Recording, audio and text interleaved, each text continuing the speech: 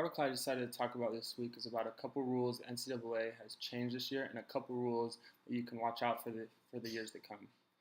The first topic talked about was compensation for student athletes. Being a former student athlete, I totally understand what a day-to-day process is like and how time-consuming it is to have a full class schedule with being a student as well as a full-time schedule in your athletic sport. Being able to get compensated for pay on top of scholarship needs to be legal for student athletes. Student athletes work over 40 plus hours of work on school as well as with their sport.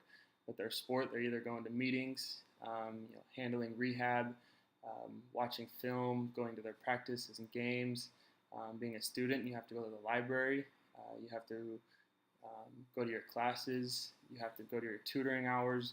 There's just a lot of hours that go into it, and for you not having all those extra times to go get a student internship, an extra job on top of that to get paid is very tough.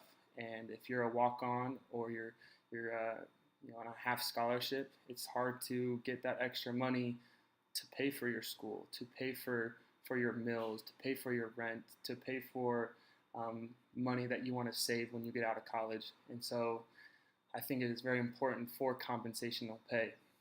The rule that did change for student athletes is that now they can transfer without getting any sort of penalty, as well as a coach not allowing them and giving this sign off. The big rule was if you wanted to transfer, the coach had to sign off on what school that you wanted to, and that ultimately wasn't very fair to the student athlete, because if he wanted to go to, say he was at USC and wanted to go to Arizona State, he couldn't, and the coach didn't want him to after a couple years because they may have been on the same schedule for 2 years.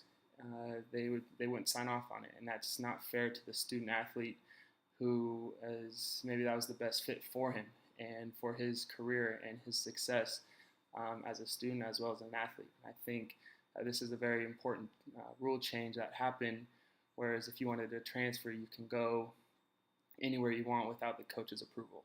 And I think that's going to be really big for transfers and depending on where they want to go to help best further along their career. But I think now that this rule has changed and it's more of a player's rule, I think being able to be compensated for your pay could show up here in the near future.